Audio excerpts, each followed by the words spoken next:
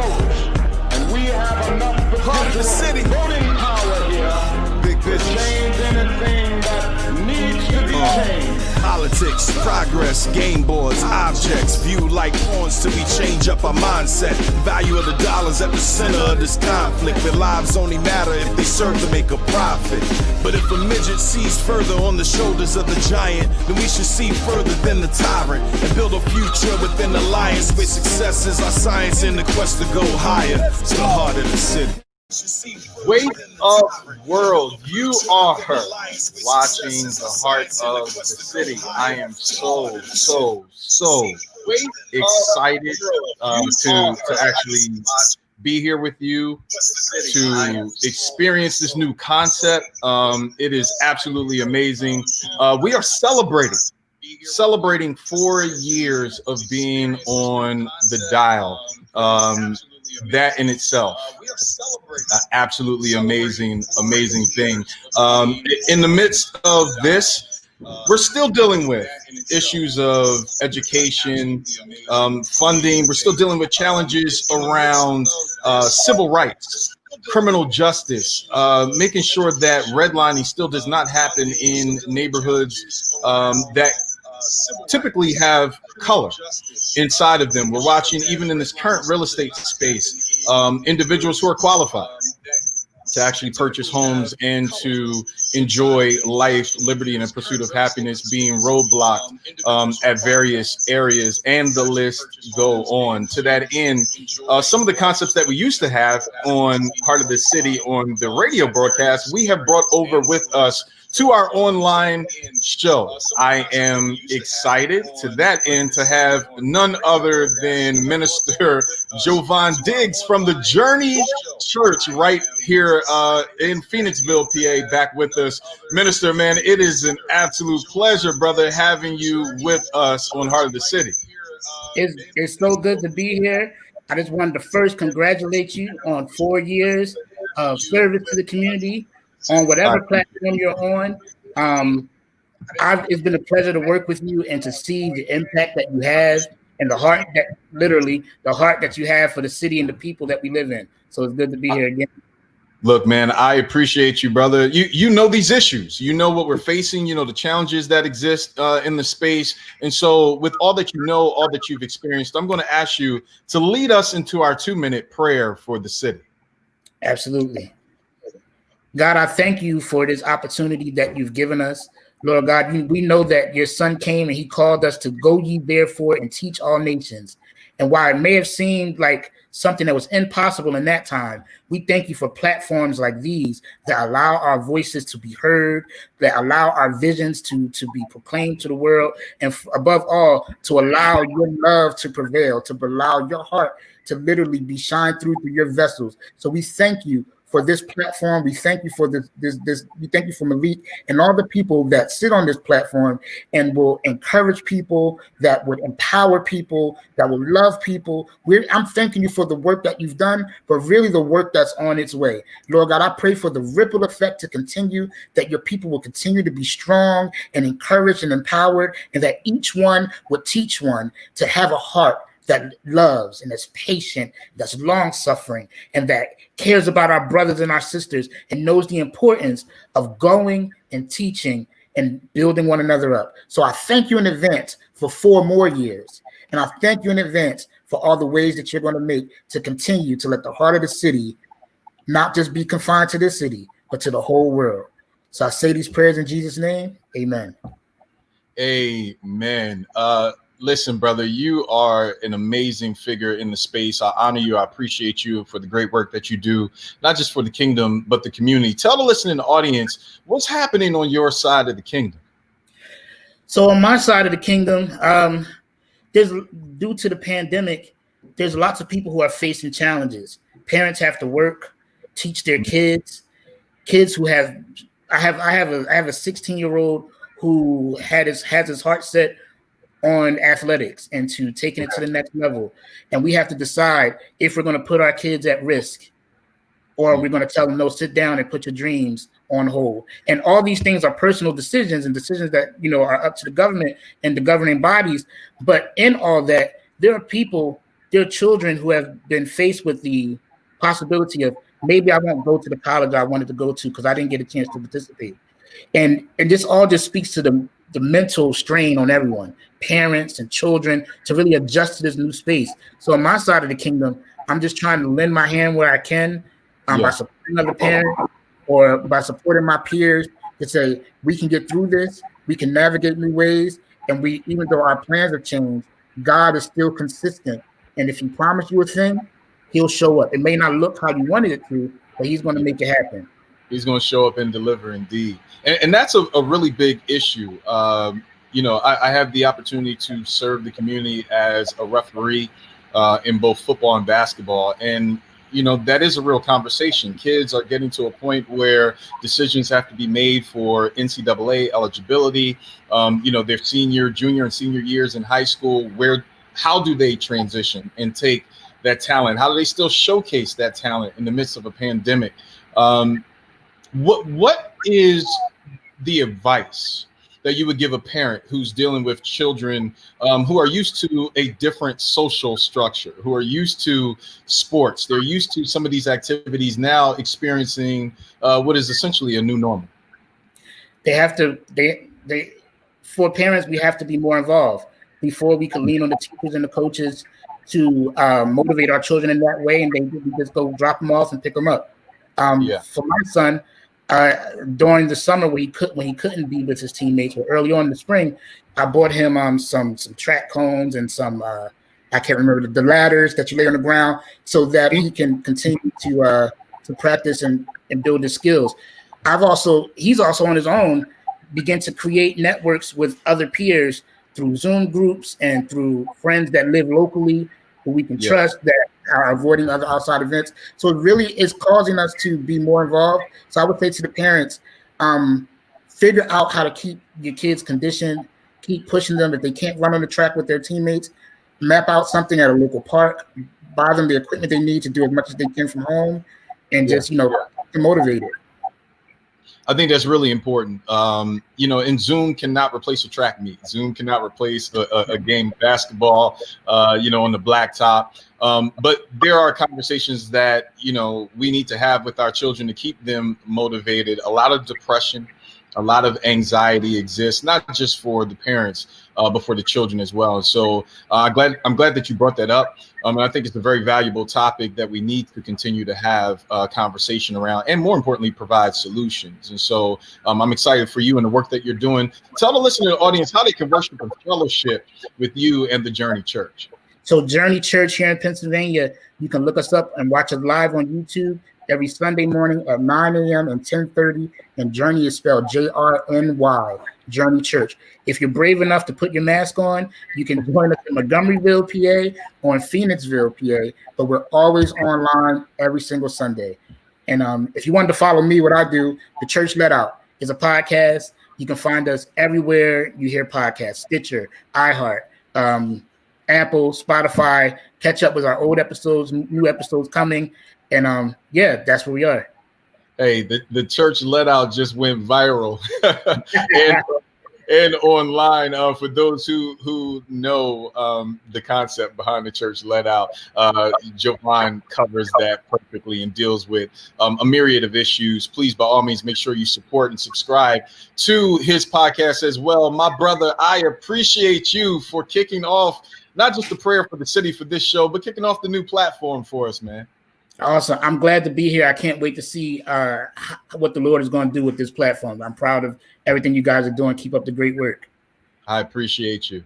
And so we are now covered in prayer. Minister Jovan Diggs from the Journey Church right here in Phoenixville. Make sure you follow them on YouTube. I'm going to a break. On the other side, a powerhouse is next up. John Chapman, the 44th Imperial Potentate of the AEAONMS. That organization is extremely impactful in our neighborhood, in our community, in our country. You need to know what's happening with not only the organization, but the leadership. Now that it has changed hands, what is in store? All of that is ahead. You're watching the Heart of the City online broadcast exclusively right here on YouTube.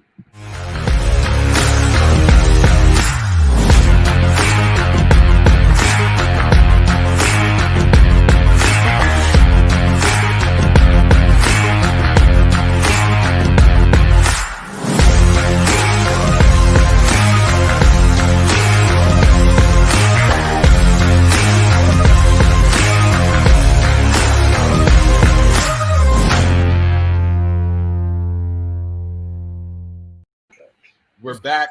You're listening and watching to Heart of the City online. I am excited to have this brother on the line.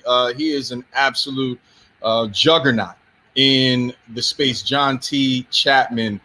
He is the 44th Imperial Potentate of the Shriner organization, an organization of which I am proud to be a member on this long line of legacy. Welcome to the show, Imperial Potentate. It is an absolute pleasure having you on Heart of the City. It's great to be here, brother. You know, it's also great to see young men doing great things in their communities, especially in the African-American community, where the need seems to present itself at a heightened level, more so than else places. So there's another fun fact that I got to bring up. I was going through your bio. Clearly, it's a tremendous body of work, but there was one thing that stood out to me. You are a fellow Germantown Bear, brother. I did not know that, but it is good to see another Bear out of Bear country. And so congratulations to you. I had the one of the greatest high schools that have existed in the country, you know. Absolutely. You know, Frankie Beverly, Sheldon Scott of the 3 Degrees. Yeah. Linda Creed, who wrote all the music with Tom Bell. You know, I mean, I can go on and on and on. Germantown has some rich history. I'm thankful that it did make 100 years. I thought it could have been around for 100 more. But thankful for the legacy that was there and for the experience that I had. Congratulations to you, because you experienced another amazing event in becoming the 44th Imperial Potentate. So for those who may not be familiar with the organization, talk about the organization, its mission, and then your opportunities as it comes to your leadership and this tenure. The mission of the organization has always been one of service. Okay, from its inception in 1893 through today, we have always played impactful roles in communities around the nation on issues that affected African Americans: voting, voter registration, support of children, support of charitable health initiative causes. We were the first organization to ever give $100,000 to the relief of tuberculosis back in 1954. You know, little known fact. Wow. So today, you know, we continue that mission. We have a 10-year commitment to the American Diabetes Association that we will give them over a 10-year period $1 million. We completed a previous MOU, $4 million. We're into a second phase, and I'm offering our membership the opportunity to broaden its touch and its impact on health issues, especially health issues in the African American community. Issues focusing on mental health, cardiac issues, prostate cancer in Black men. Right. The rate is off the chart. I mean, you know, there's just so many things, okay, that we can take the dollars that we raise and support cures, therapy, maybe even medication for folks and get them help. You know, it's interesting, and I'm hoping that the audience watching the broadcast understands that this organization goes beyond the stereotypes. Many believe that organizations, fraternal orders, are focused on partying, social events, but there's so much more that goes on behind the scenes. As you lead this organization as the 44th Imperial Potentate, your priorities in expanding the message of the Shrine, what does that look like? Well, we're kind of behind the curve a little bit on utilizing various media sources, okay, to get our message and our presence out. Certainly, I've charged our director of community and political affairs to get us engaged on the national level with other organizations such as the NAACP, the Urban League, and others. I had the good fortune a few years ago representing the organization at the NAACP Image Awards in Pasadena, California. And it's a tremendous experience for me. I mean, you know, people that I see in the media every day were there. We were having conversations, socializing, you know, and the hotel that was the site hotel for the event was tremendous. In fact, I called a real close friend of mine and he asked me how the place was. I said, well, they can bury me here. I don't have to leave. I don't have to leave. Yeah, absolutely.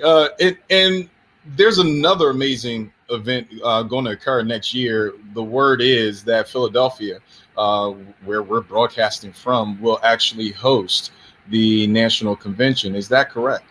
That's correct. The 128th session will be held here in the city of brotherly love and sisterly affection. Contracts are already signed. In fact, I have them upstairs in my office. We're just praying that you know, there'll be relief regarding the pandemic so that folk can get in town. Okay, and we do some things locally. Okay, we have a book bag and school supply drive. I'm going to be reaching out to the principal of Prince Hall, okay, for obvious reasons, okay, about outfitting all of her students with book bags and neat school supplies to open 21-22 school year. We are going to make a donation of $25,000 each to a support of a student at Cheney University and to the support of a student at Lincoln University. Part of my vision to expand the youth engagement platform is that, you know, we do focus a lot on mentoring. But once that child leaves high school, you know, how are we assisting with post-secondary pursuits? Let's just use college as an example. You know, children need a laptop, children need books. You know, different things that we can provide and support students in so that they can successfully complete college in 4 years, as opposed to what has become a norm of folk finishing college in 6 to 7 years. So, you know, we want to put a bridge in that gap and help folk to cross it sooner as opposed to later. You know, what's interesting, education is a major platform for you. For those who don't know, you serve the city of Philadelphia and dealing with troubled youth. You worked in our school district for years, a very familiar school to the Philadelphia area, Overbrook, where you were the principal, I believe. And so education clearly is in your blood, in your system. As we move in this new space, new technologies that exist, obviously our children are in the digital platform. What are some of the focal points of advice and action that you would give to our parents, helping our children navigate this new reality? Well, a lot of parents and grandparents of students in the school district now were my students, okay? Because I wasn't just the principal at Overbrook. I was the principal at Ben Franklin, and then Ben Franklin and Overbrook at the same time. I also served as the principal at University City, West Philadelphia, Frankfurt, Daroff, Roosevelt, you know, and that's part of what caused me to retire, because I was getting the grandchildren of the students that I first taught, you know, and I'm like, okay, man, it's time to give up the goods, you know, let it go. Just like in my leadership of this organization, I took the same ethic when I worked. I didn't try to be popular. I just tried to do what was right. And what was right for me was I wasn't the best student when I went to school. Mm-hmm. I did many of the same, maybe even worse things that some of our young people do today. Right. But along that journey, people took time with me. People exposed me to things, gave me resources, okay, that led me to a successful journey in life. And I just think that, you know, I owe the same obligation to the young people who were in my charge. I mean, you know, somebody gave me a break. I felt it my responsibility to give them a break. You got to get a start on this journey somewhere, and somebody has to have enough courage to willing to make that happen for you. Okay, like it or not. You know. You talk about courage and doing the right thing, not necessarily the popular thing. Obviously, civil rights and the issues of civil rights still exist to this day, beyond the marches and the sit-ins and some of the other instrumental legislative work that has occurred. It's clear that we still have a heart issue in America. We know that many Shriners across the country are on the front lines doing work in the community. Our brothers, along with our sisters, are doing some significant work at home and impacting beyond the footprint of the temples in the immediate areas. Talk about your desire for the body of the organization as we talk about this civil rights arena and where we are today.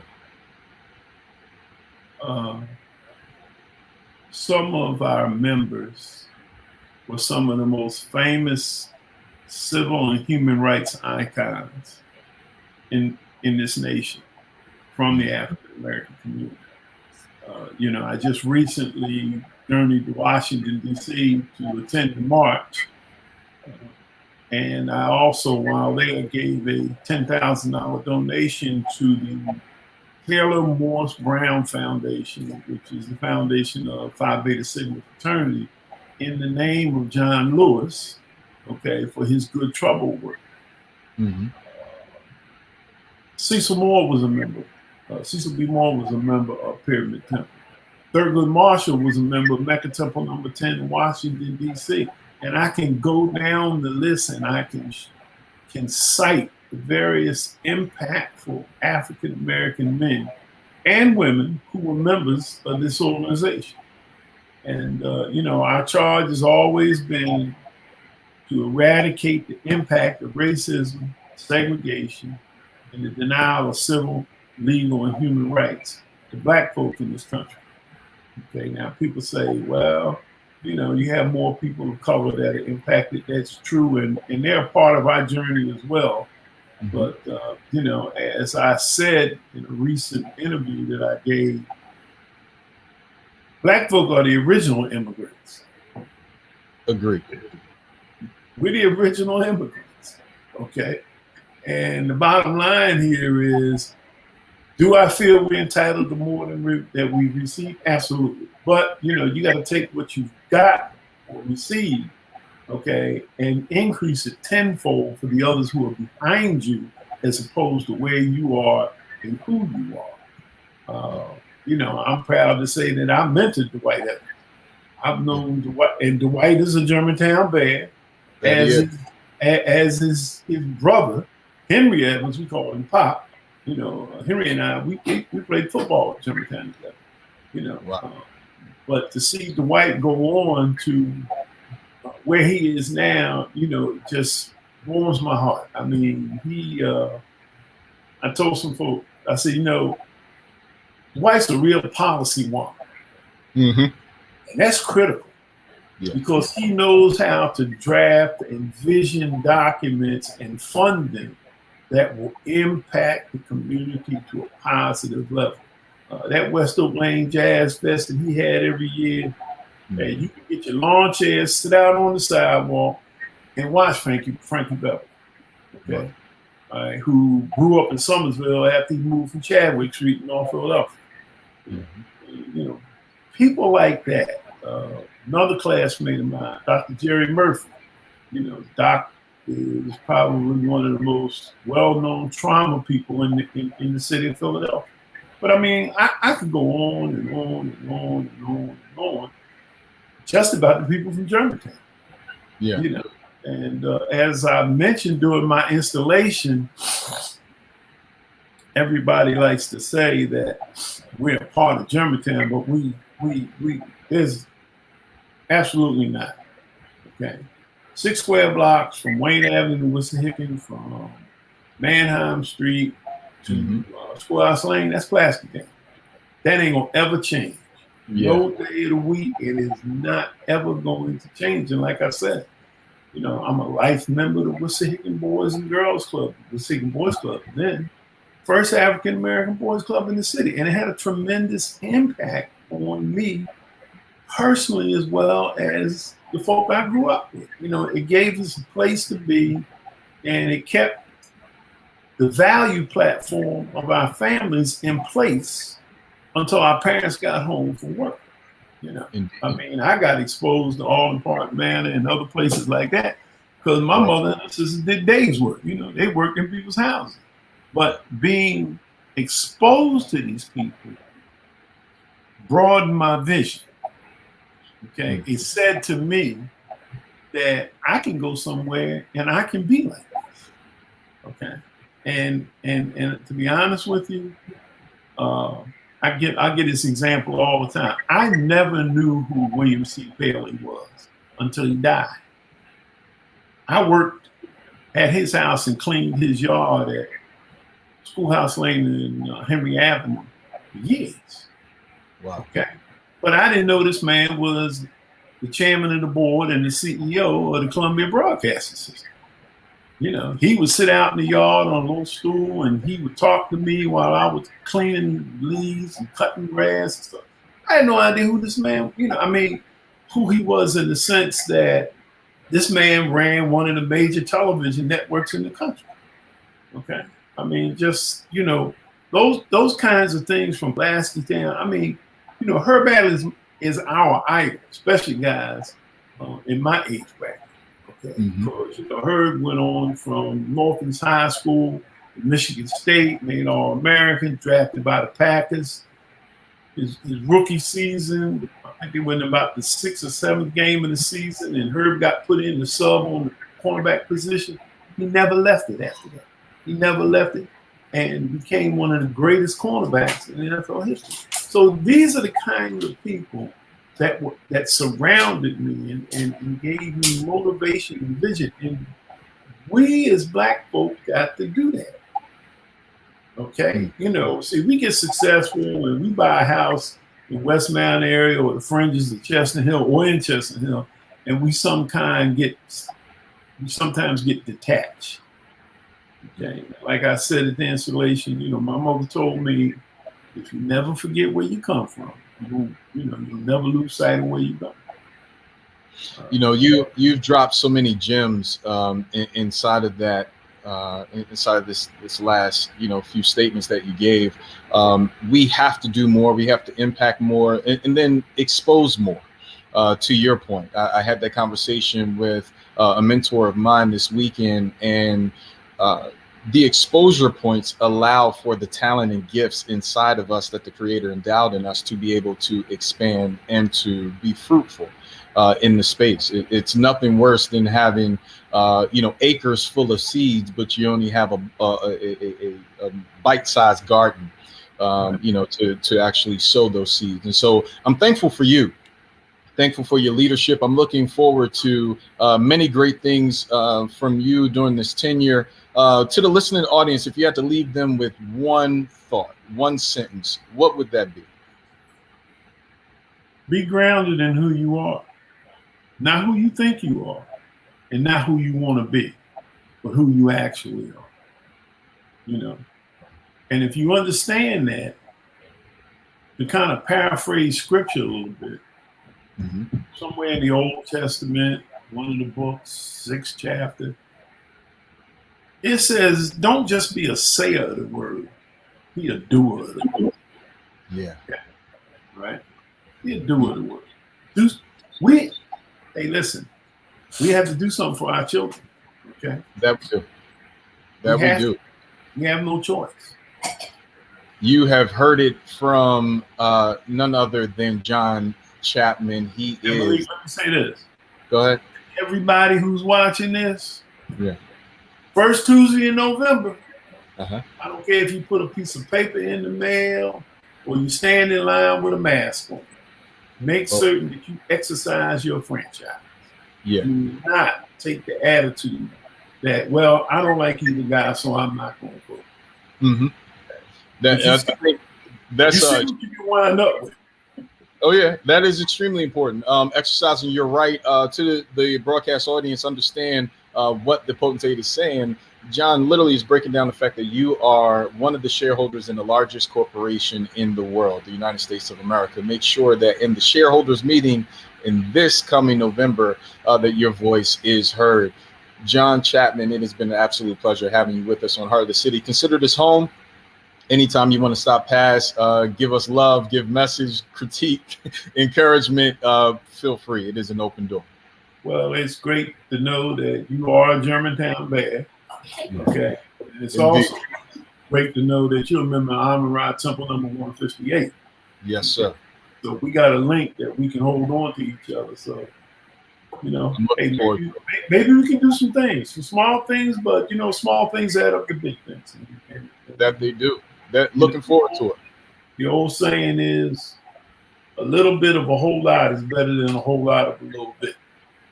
So, amen to that indeed. I appreciate you. Thank you so much for coming in today. Hey, absolutely. Thank you. So we've heard from the 44th Imperial Potentate, John Chapman, an amazing individual. I'm really excited about the great work that he has done and that he is doing for the organization and for the country and our community as a whole. This next individual, this brother in a very short time has been an exciting man, brother, friend, mentor. He writes books. He is in fact, the head of the Dallas Weekly and the president of the Atlanta Voice, none other than Jim Washington. It is great to have you with us today on the 4th anniversary show. I appreciate you, man. Hey, I didn't know you were a Germantown Bear. Germantown Bear, indeed. Bear country. But I'm glad to be here. Congratulations on 4 years, and I look forward to another 40 from you, brother.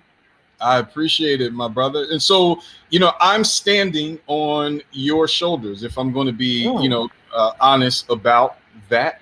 The work that you have done, that Janice Ware, your beloved wife, has done at the Atlanta Voice, paved the way for these new opportunities for all of us. Well, for those who are listening and may not know, Dallas Weekly is the oldest African-American owned newspaper in Dallas, Texas. I am ensconced in Atlanta now and happen to be married to the second generation owner of the most, what I would call powerful as well as influential African-American owned newspaper in the city of Atlanta. And I moved here thinking I was going to, quote, semi-retire, but y'all just don't let those kind of things happen. So I am in too much talent inside. Too much talent, brother. Oh, no, but so I'm in the middle of doing some things here, and with Canvas of Atlanta, which is absolutely spectacular for those who do not know. The city is all that it is cracked up to be and more if you're looking for the right things. Let me put it that way. There you go. There you go. So let's talk about this rich history.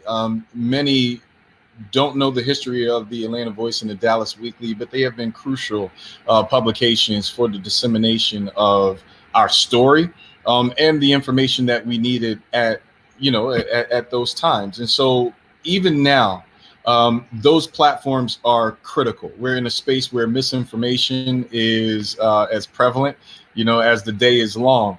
And quite frankly, our culture does not still have enough ample opportunities to tell our story properly on the main stage. Talk about your mission and vision around ensuring that there's integrity in the storyline of our culture.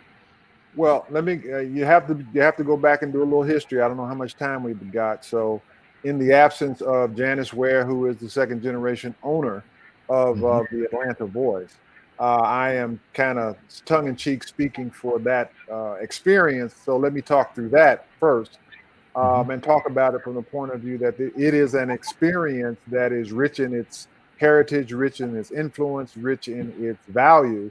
And that value would be similar to that, let's say, of the Philadelphia Tribune or the Amsterdam News or what have you. But her father, J. Lowell Ware, started this newspaper because um, in this civil rights, I mean, the heart of what was going on that affected our people, you can look back and all roads will lead to Atlanta. And those forefathers of that movement basically came to her father and said, hey, we don't have a voice, because the other paper who was here, which will go nameless, was basically a Republican product, if you will. It was a Republican property, and it kind of towed that line. So it was born out of that. And one day, I guess the folks who printed the newspaper did not like the fact that what was being said on the front page of this paper was to their liking, so to speak. And he wound up buying a printing press and became the first owner of a printing press in the Southeast, and wound up printing 7 newspapers from Pensacola to Athens, Chattanooga, and other places, and basically chronicled, which we just got through digitizing, if you will, with newsroom.com, and I think newspaper.com. And anybody can go online and find those issues. And that's basically it. The historical piece, I'll say to you, Malik, is real simple. And that is, yeah, and I guess I can use the issue of the old Negro Leagues. When Jackie Robinson crossed the color line, that was the end of ownership. That was the end of managers. That was the end of the entrepreneurial economic side of what was going on in sports. And I just happen to be one of those people who believes that Branch Rickey did not do that because he was some altruistic white guy, as opposed to somebody who sat at Comiskey Park in Chicago and saw 55,000 people go watch a baseball game and realized there was money to be had. Well, a similar scenario happened with the early 60s, mid 60s, if you will, with the riots in the cities across this country. And major majority newspapers realized that they didn't have any reporters. All of those reporters were ensconced in our publication, and there were a plethora, and there still is a plethora of African American owned newspapers in this country. And they went and began to cherry pick reporters to be in their newsrooms. You will not find somebody who is in the annals of media and journalism in this country who happens to look like us, who didn't get their start in black newspapers. Well, the difference is we just didn't go away.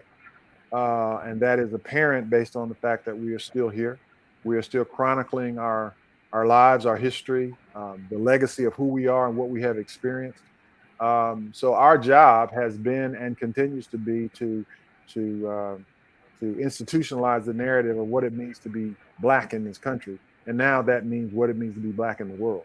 And that is something that we take seriously, have always taken seriously, and continue to do so. You know what's interesting? In this time, mainstream media has kind of cornered the market on telling the story of the protests, telling the story of the rallies, the marches, some of the movement that has happened in the street. As we begin to come out of that space, what should be the focus of media outlets that are black owned in telling the message and getting the story out? You know, this is not a correction, Malik. You know, I would dare never correct you. Please do. Please do. But mainstream media does exactly what you just said. They are all involved in the protests. They are all involved in what they see because, bring a fire, bring a camera. That's what they do. But our job is to let our folk know what caused people to get in the street. We are about the business of being in those rooms where the strategy is being planned, the execution of that strategy is being planned, and you will not have heard and you will not see what the issue at the end of the day, at the end of these days, where the expectation is, oh, look at them burn a building.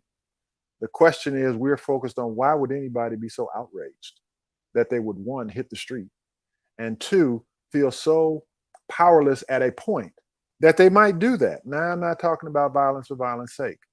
I'm talking about, I think Martin Luther King said, now riots are the expression of people who have no other voice than to express themselves about what's happening.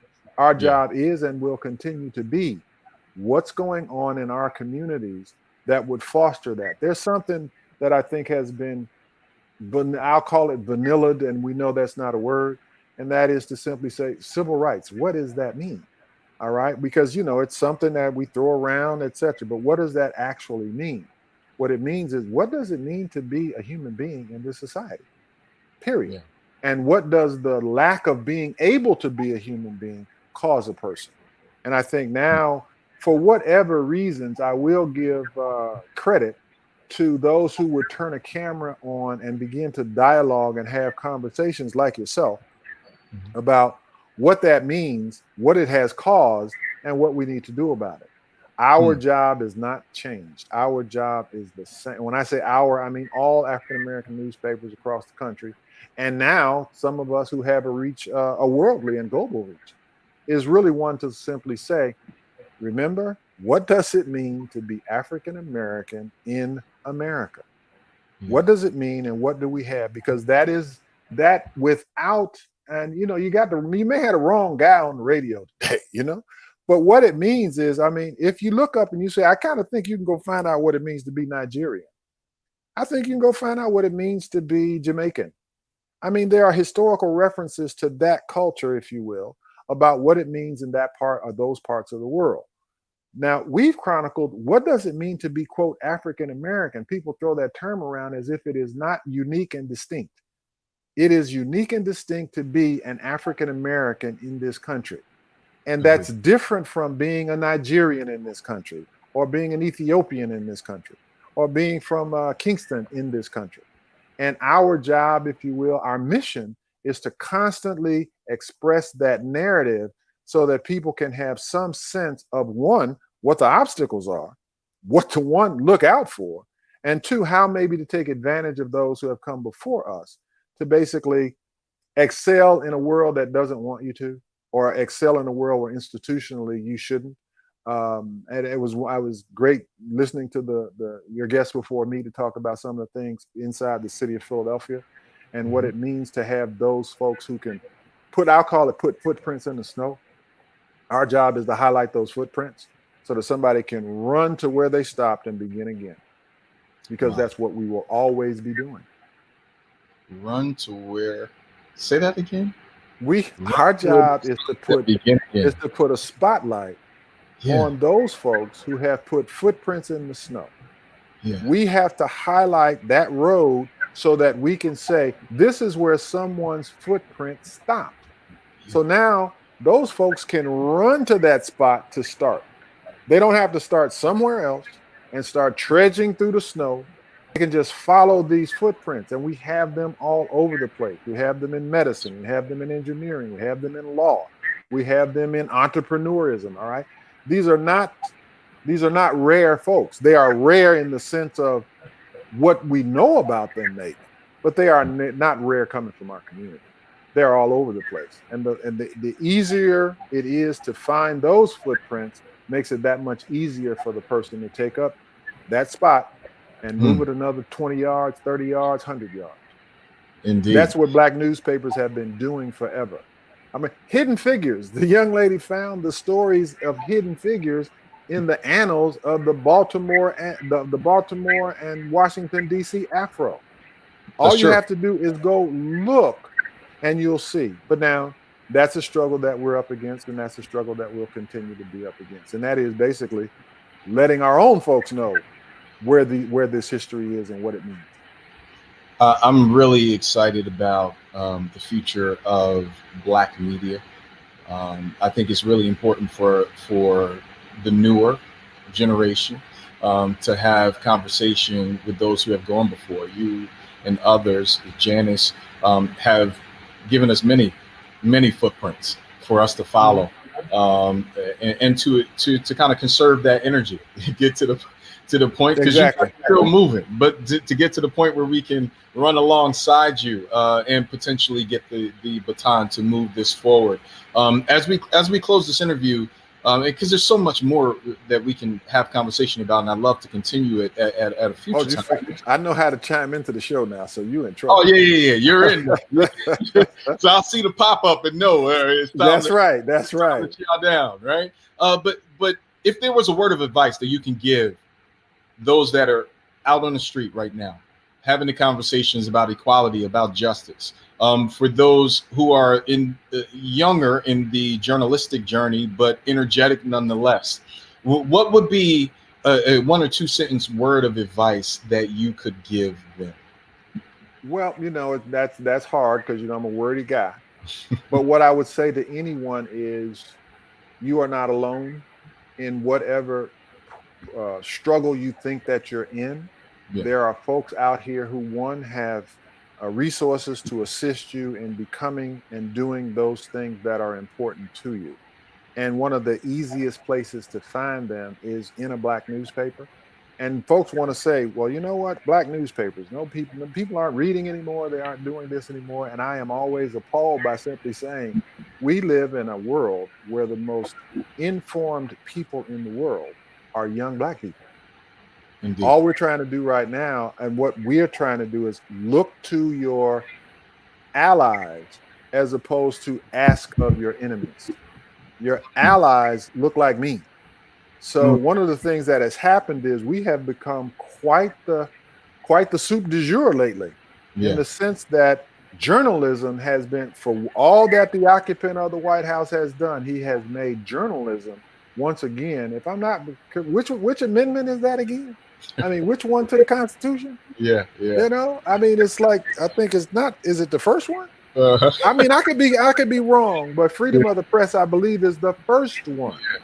The second one is the right to bear arms. Right. They are not inconsistent with one another, as the current occupant would have you believe. That is more important. The second is more important than the first. No, it's not. Mm-hmm. The founding fathers understood that the vaccine for democracy is the press. The vaccine for democracy is the press. And the vaccine for the press is the Black press. Now you can take that any way you want to. Those are powerful words. Jim Washington, the CEO, head guy in charge of the Dallas Weekly and the president of the Atlanta Voice. I honor you, brother. I appreciate your wisdom. I appreciate how you have embraced me, slapped me upside my head when I needed and give me words of advice to move forward. I honor you. Give my love to the family and the staff. You too. Y'all be safe up there in Philly. I'll be there soon. Looking forward to it. So I am excited. We just had Jim Washington on. Obviously, Jim Chapman was before us as 44th Imperial Potentate. Jim Washington gave us some very sage words of advice as it relates to civil rights, the things that we need to deal with, and how we tell our story. Another person who is not only telling our story and assisting us in that process, but creating the solutions. At the end of the day, we have to have the money to be able to fund the projects, to be able to invest in our communities, to be able to support our commercial corridors. And how we do that is through workforce development. Renee Caldwell-Hughes, highly experienced executive. I'm always excited when she joins this show. She is the president and CEO of OIC, Opportunity Industrialization Center. It's right here in Philadelphia. For those who don't know, the Lion of Zion, Reverend Leon Sullivan, led the way for workforce development and many of the efforts that we see today, not just in Philadelphia, but in the country. Renee Hughes, Judge Hughes, it is an absolute pleasure having you with us. Oh, it's exciting to be here. I cannot believe it's been 4 years. 4 years. I can't believe 4 years of people wanting to hear me run my mouth. So, but they should want to. They should want to, because you're an inspiration to us all. I appreciate you. You are an inspiration. Judge Hughes, for those who don't know about OIC, talk about the mission and impact. And then more importantly, let's go into what you've been able to accomplish in this impactful tenure of leadership. So, Malik, I want We just lost your audio. Are you good? Can you hear me now? We got you good. Okay, and I was hoping that would eliminate the feedback because I was hearing a little feedback. Okay, so thank you for asking about the history of OIC. It is so amazing to me. In some ways disheartening, and in other ways it fires me up. In 1964, Reverend Dr. Leon Sullivan created OIC, and he created OIC for a time just such as this, when unemployment and poverty were rocking our city. And what he did was design a program that would lift people out of poverty, but not by having somebody give us something. This was about us helping each other, having the job skills and the education necessary to beat poverty down. The mission has not changed in 56 years. The mission is absolutely the same. If you want a better tomorrow, come to OIC today for job skills, digital literacy, education.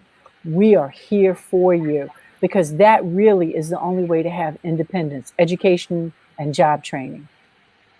So talk about the industries because they're changing. You know, Yes.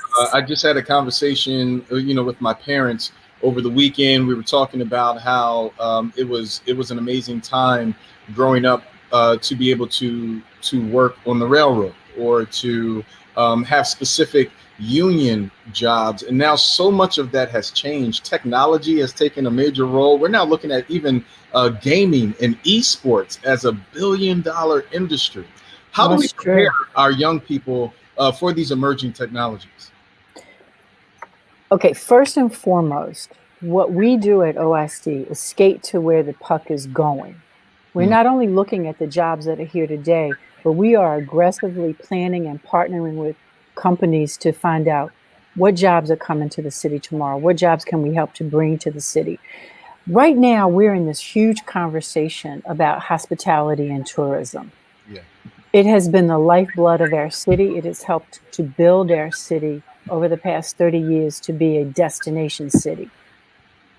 We can't let that go. Now, I know we're going to lose a lot of restaurants, but we can't let that go. It is a multi-billion-dollar part of our economy. However, at the same time, we're looking at financial services, we're looking at advanced manufacturing, we're looking at advances in healthcare and healthcare technology. Those are the jobs that we're looking to the future. Smart energy, not the traditional sources. Those are the things that we're looking for to prepare young people. So when you say, how do we prepare our young people? First, I want them to believe that they are as good as anyone else. That's critical. They are as good as anyone else. No better, but as good. And second, that just as your previous guest said, if they want to prepare themselves, then look to people like us, the people who are trying to help them, because we will ensure that they have the right skills to be successful, whether working in a corporation or owning a corporation. Wow.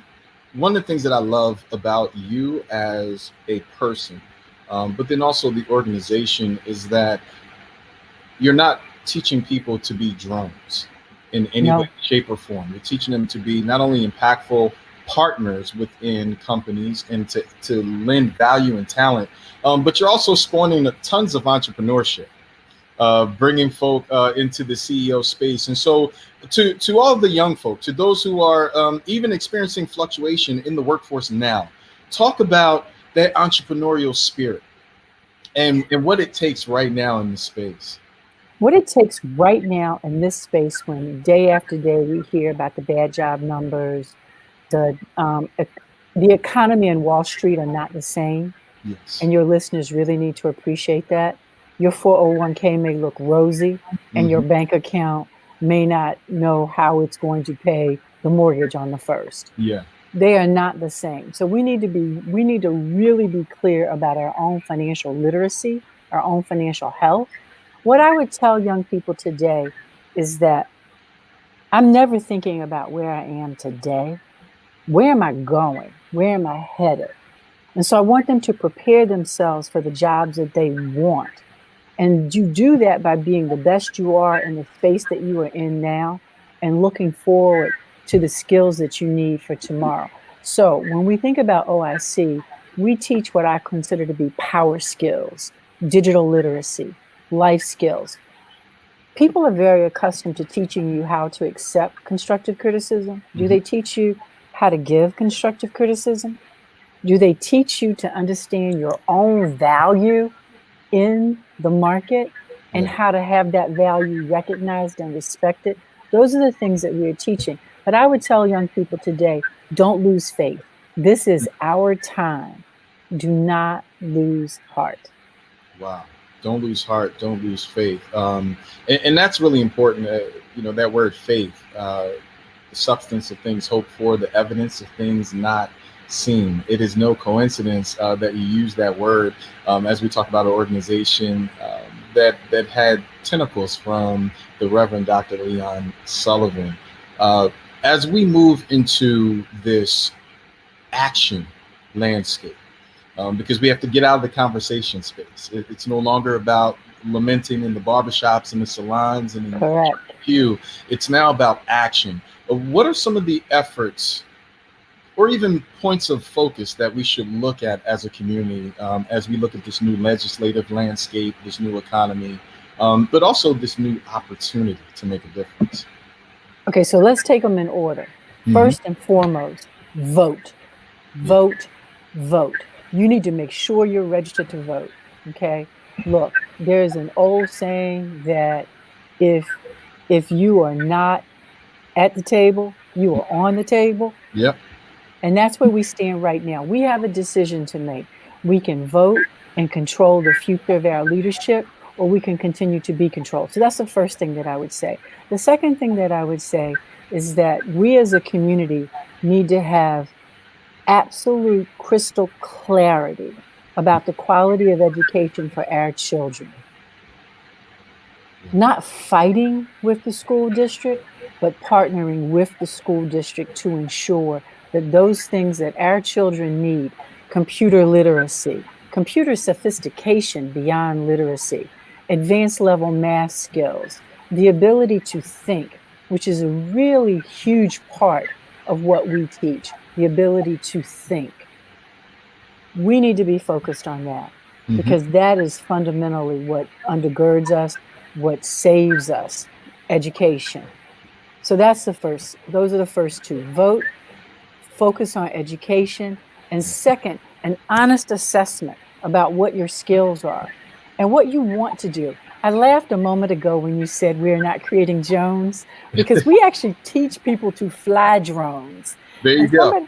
We do. And somebody said to me, well, why would you teach them that? Well, because real estate uses drones, the news media uses drones, the airport uses drones, the aeronautics industry uses drones, the military uses drones. Want me to keep going? Insurance companies use drones.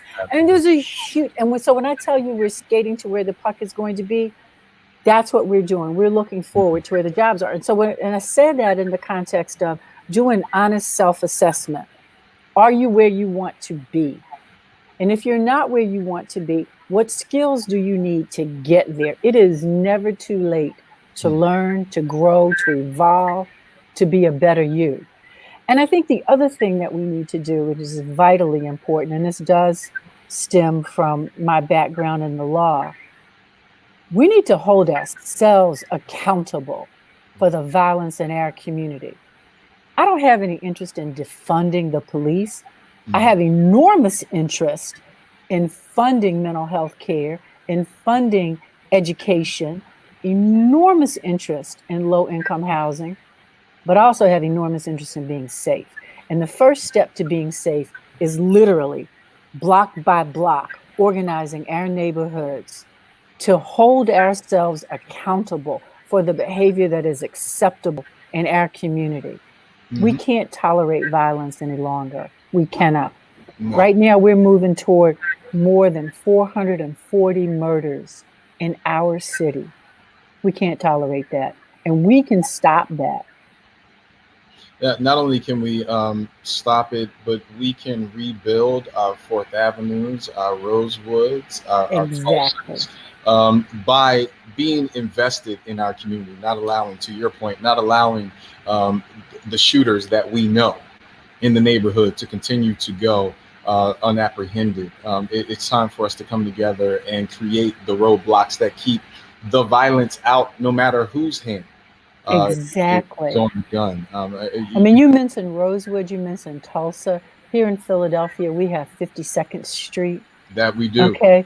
We have economic strength all across this nation that we need to marshal. But we first need to make a commitment to ourselves that this violence is unacceptable and that we are marching together for a better us.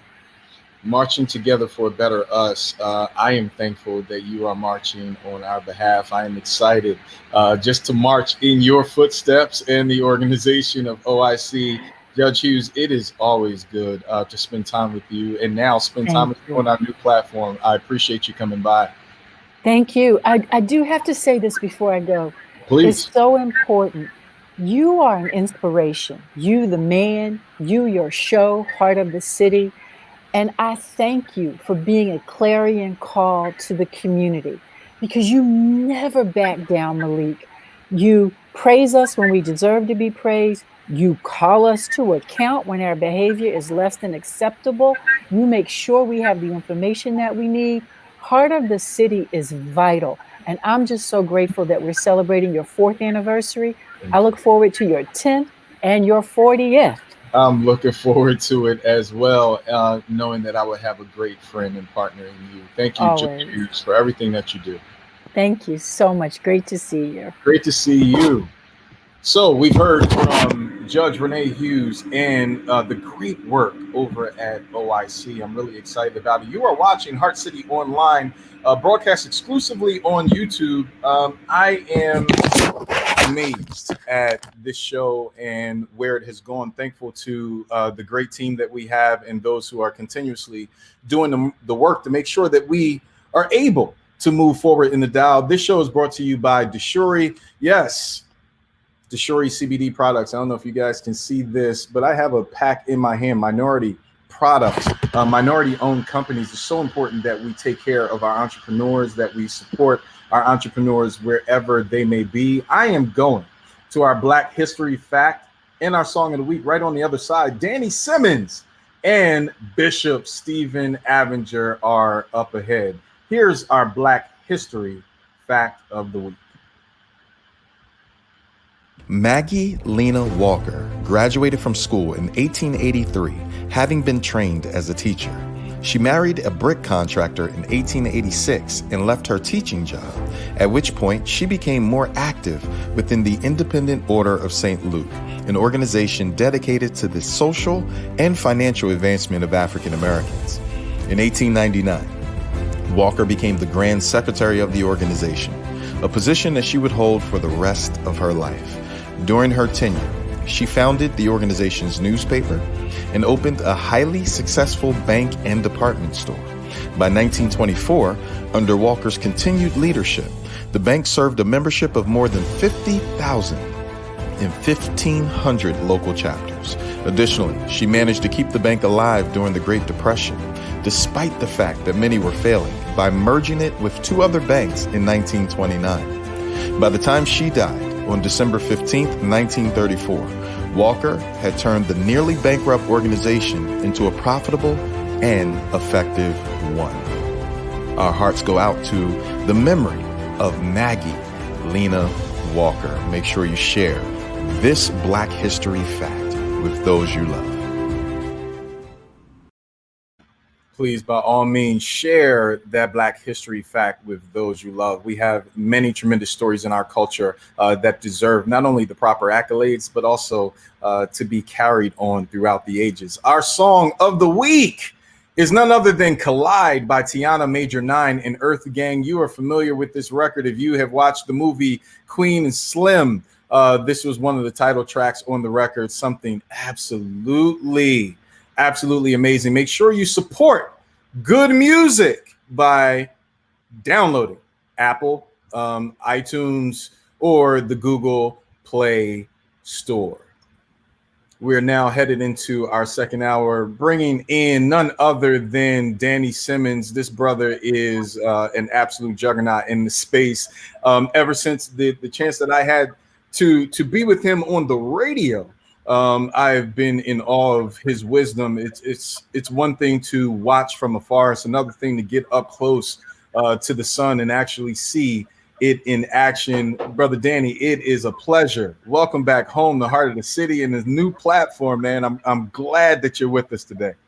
Man, I'm digging this platform. This is pretty cool, and I really enjoyed the judge there before this.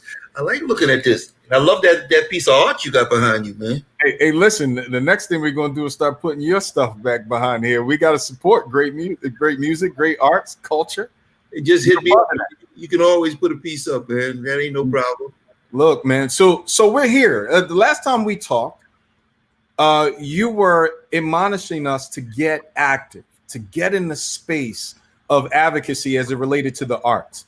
For many of us, as we talked about the PPP loans and we talked about unemployment, one of the things that we missed as industries were being propped up through this COVID crisis, we were missing the arts. And arts were being pulled from funding across the country. You were instrumental in bringing that conversation to all of us here in the Delaware Valley and really across the country. And so talk about where we are now and where we need to be.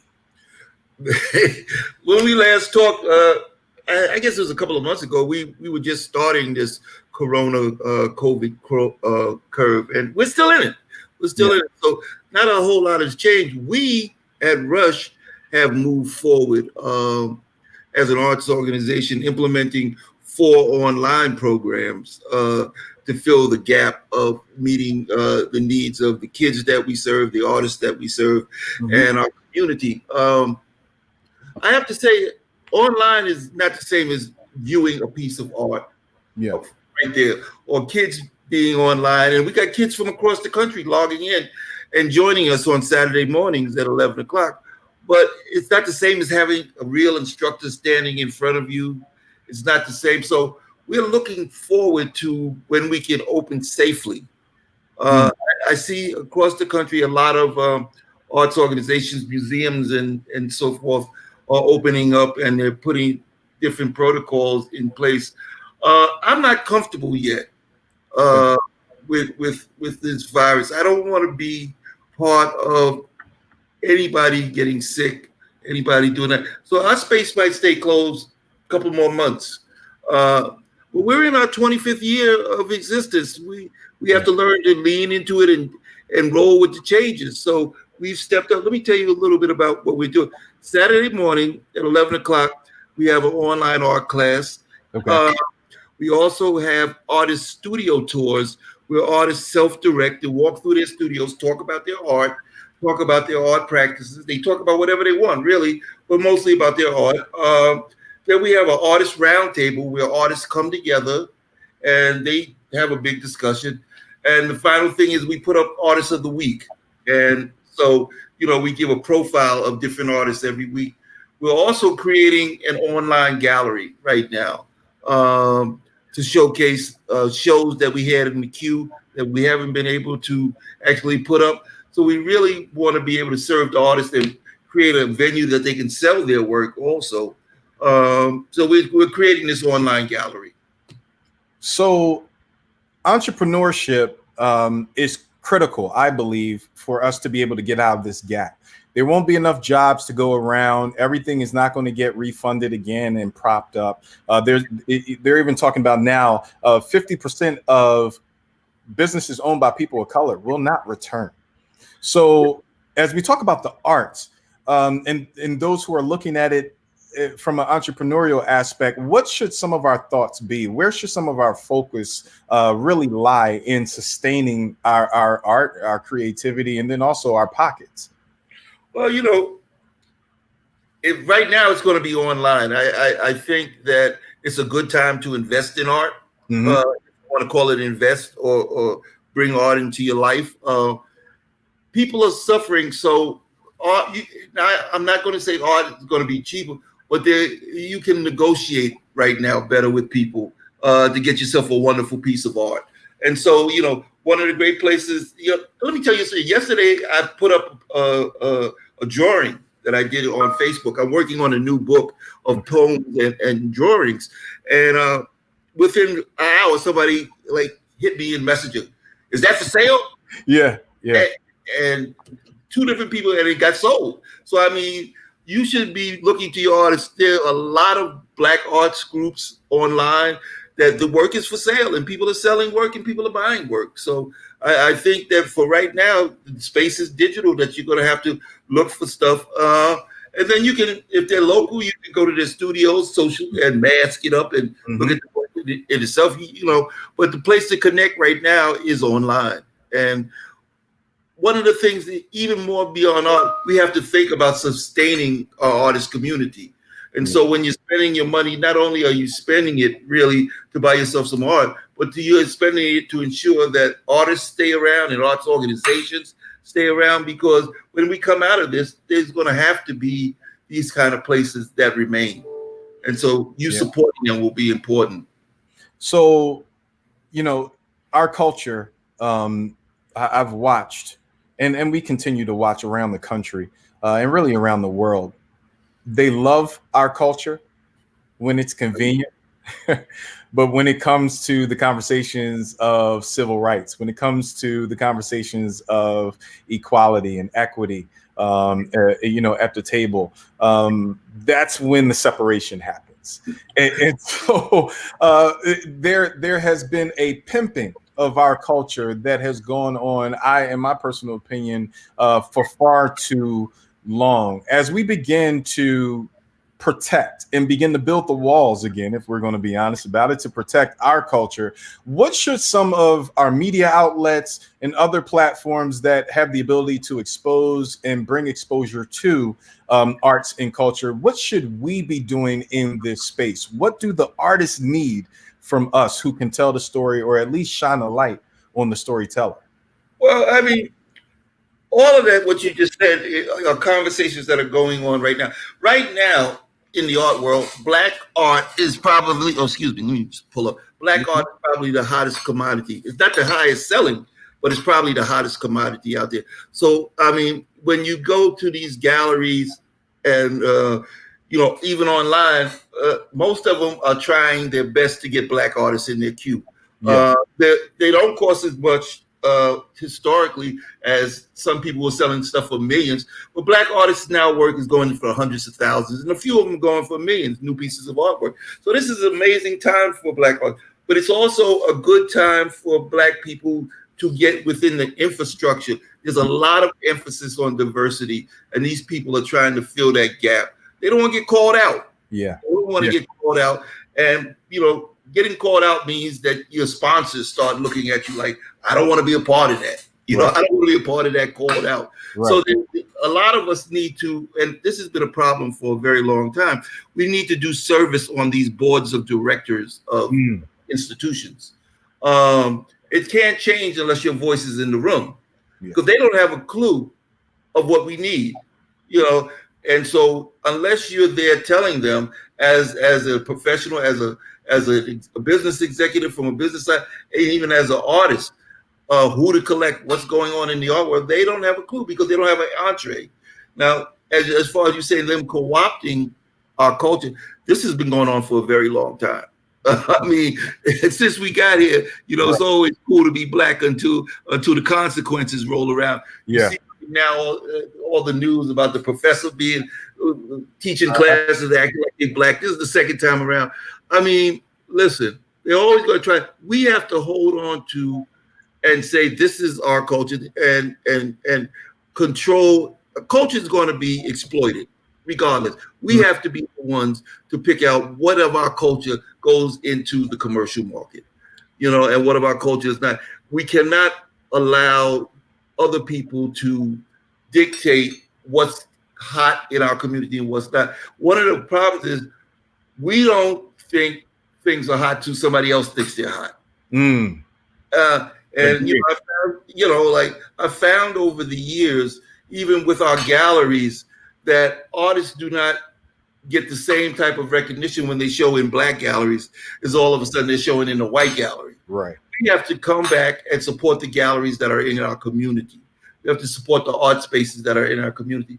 And it's not only from the buyer's standpoint, but those artists who started out in our community, who no longer come back to our community, those artists who've reached the upper echelons of the art world, no longer come back to our community to give love back to the places that they started from.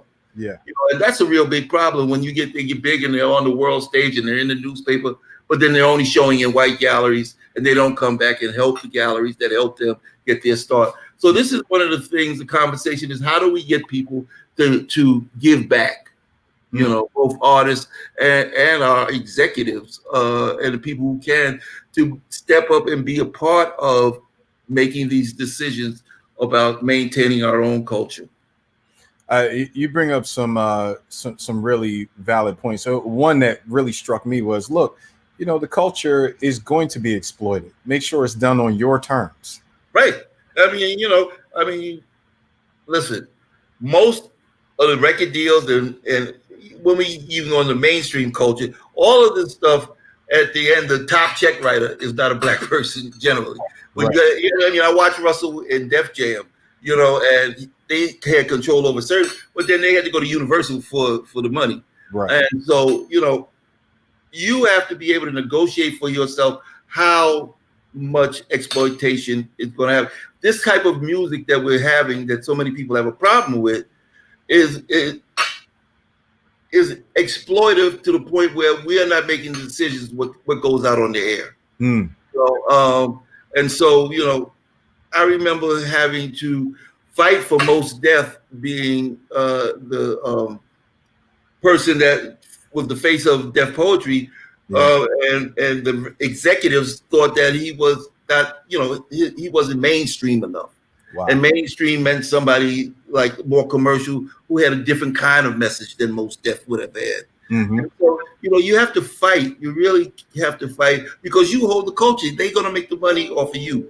Right. And we hold that culture, and we have to stand up for it, and we have to champion it.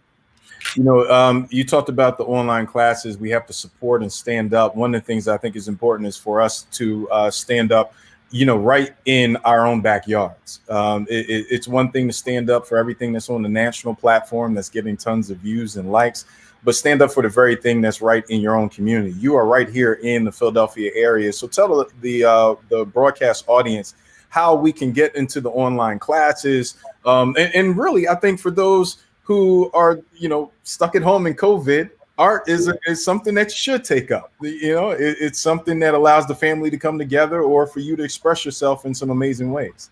Well, you know, there are links on our Rush Arts Philadelphia Facebook page. And so, you know, any kid is free. Any kid anywhere now, seeing as it's online, can sign up for these classes that we have on Saturday morning, 11 o'clock on Saturday morning.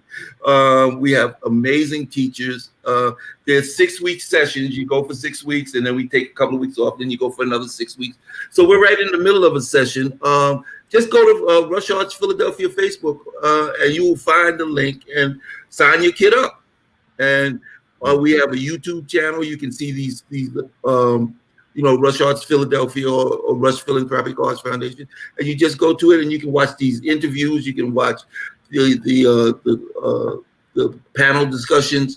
All of that's online. I mean, and I think we're going to keep a bunch of this online stuff also as we open up and have the physical stuff, because our reach has increased. I mean, we got kids from California signing on. This is an amazing thing. Wow, it is an amazing thing, brother. You have been an amazing addition to Philly from the moment you stepped foot, you know, on the soil, brother. We honor you. We love you, man. We appreciate the great work you're doing. And I am honored that you joined us, you know, for our 4th anniversary show. And I'm loving this new platform, man. It's really very nice. Thank you, brother. Listen, it's yours, the brand. So we got to talk about this art, man, and make sure that we have a Danny Simmons original. Hit me up. You'll have one right behind you. Will do. I'm looking forward to it, man. Take care, brother. Peace. So we have heard from Danny Simmons, an amazing cultural leader in our not just our city in Philadelphia, but our country as well. I'm going to a break. On the other side, the Reverend Dr. Bishop Stephen Avenger Sr. and Chad Dion Lassiter, you do not want to miss this conversation. You're watching Heart of the City. The American dream. It wasn't made for everybody. It forgot about one very important detail: Black America. It's why this land of equal opportunity was built on the backs and genius of Black people. And while Black success isn't always a story of accomplishment, but a story of getting out. But Black Americans woke up a long time ago and set out to make their own dream. They had to. We've seen it in Atlanta, the city we call home, and communities all around America.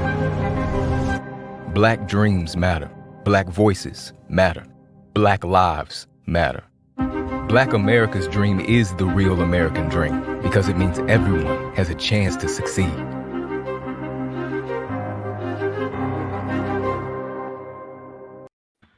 We're back. You're watching The Heart of the City, our new online show celebrating 4 years in broadcast media. These two individuals I honor, I love, I support both of them in the efforts that they are doing. Chad Dion Lassiter, the chair of the Pennsylvania Human Relations Commission, and the Reverend Dr. Stephen Avenger Sr. from the Greater St. Matthew Baptist Church. It is a pleasure having you two brothers with us on our 4th anniversary show. Thanks for having us here. Congratulations. Thank you. Absolutely. Congrats. Thank you. So listen, I had to bring both of you on at the same time because both of you are thought leaders that I honor and respect and love. We're in some really interesting times, if we're going to be honest about it. And all of our guests in the previous segments talked about this, controlling the narrative, doing it on our own terms, and making sure that we don't come out of this with crumbs when another, few thousand pies are baked out of the oven.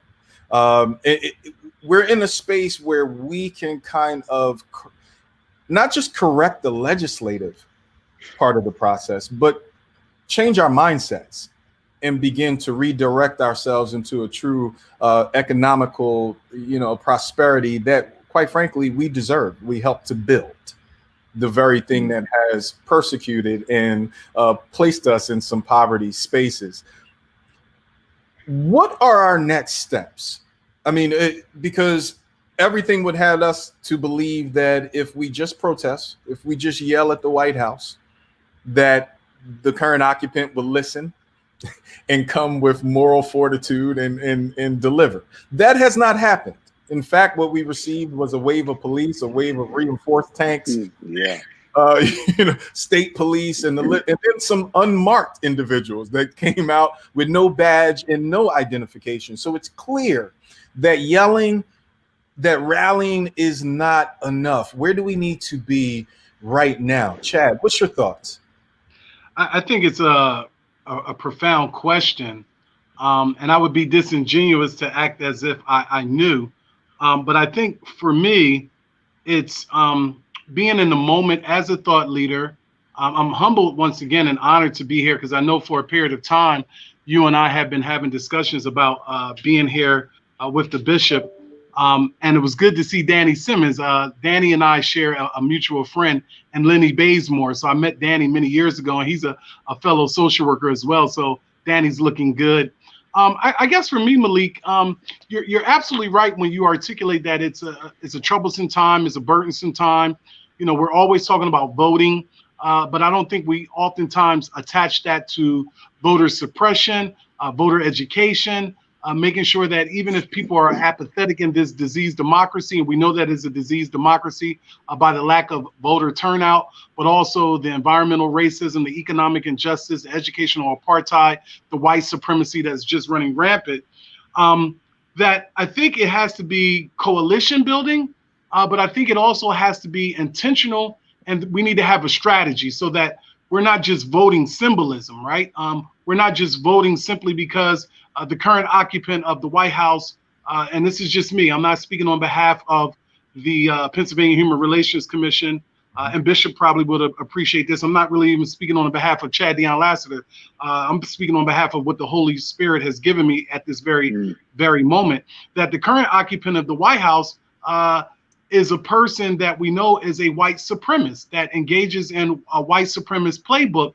And so it's not just voting solely to get rid of him, because the empire of American democracy was founded on the underpinnings of institutional racism and white supremacy. So it's certainly both and. How do we remove him? But how do we also not get caught up in the symbolism of what was left over with VP Biden, who I have admiration for, not necessarily agreeing with that crime bill, but hopefully people evolve.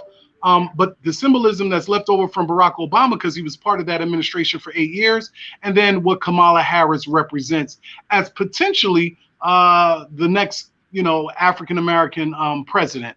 If we don't know if Biden's going to serve, the full 4 years or not.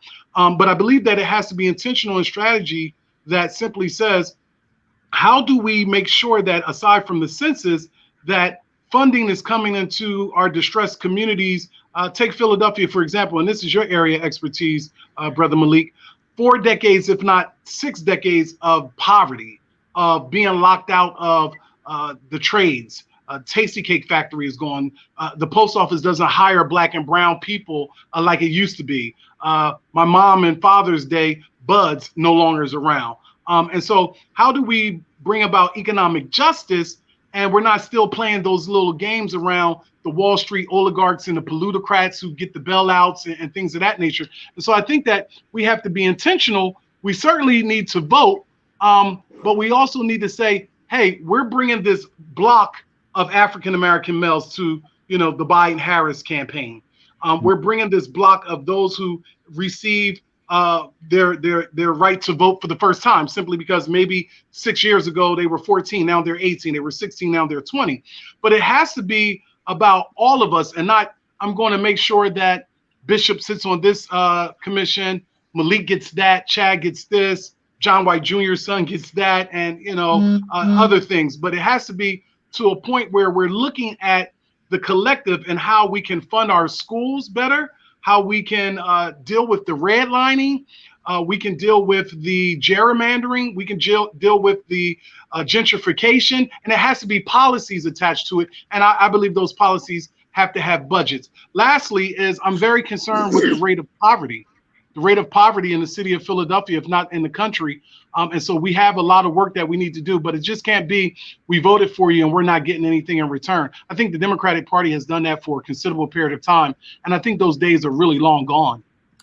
It's interesting that you touched on so many topics, man, that made my blood continue to pump warm in the veins. Doc, Chad brought up a great point, coalition building.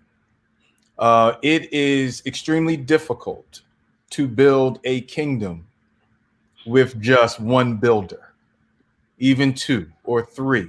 It takes a series of individuals who have expertise in all walks of life. As we talk about coalition building, one of the big things, Doc, and you and I have had the opportunity to have conversation about this, is getting the ego out of the way and getting the focus on impact. We see now more than ever, if we don't focus on impact, lives are lost, not just economically, not just spiritually, but we're literally watching lives on video be lost every day. That coalition building, how crucial is it, not just to kingdom work, but to the community at large? Well, let me premise my comment with this. While we're talking Democratic and Republican politics, and we're talking coalition building, and we're in the streets, folk in the street, we've been set back at least 50 years. Mm-hmm. Half of the Black businesses that were operating 7 months ago will never operate again. Yeah. We are losing more African Americans to death than we had in the last 50 years in our community through this COVID virus. unemployment rate in the Black community was somewhere around 4% 7 months ago. Where are we now? 20%, 25% from this COVID situation. And so while we in the street focusing in on the violence that's being perpetrated among Black males in particular, but people of color in general, we're actually being set back 50 years in terms of our economics, healthcare, and all those things. And so,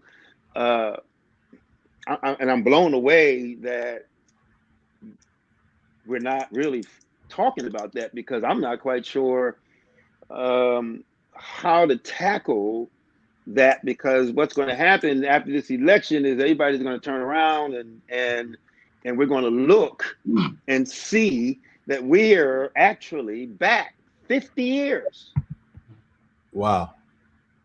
50 years. And we're talking about the fact that African Americans are going to lose their homes. We're already behind on that, but we're going to lose our homes, right? Because we're going to get those jobs back. Yeah. Because these major businesses are saying, okay, we can operate without all these folk. And what does that mean? That means African Americans are going to be out of work. That means brown people are going to be out of work. So as we talk about coalition building at this point, I'm at a loss, because I'm in shock at what I see coming down the pike.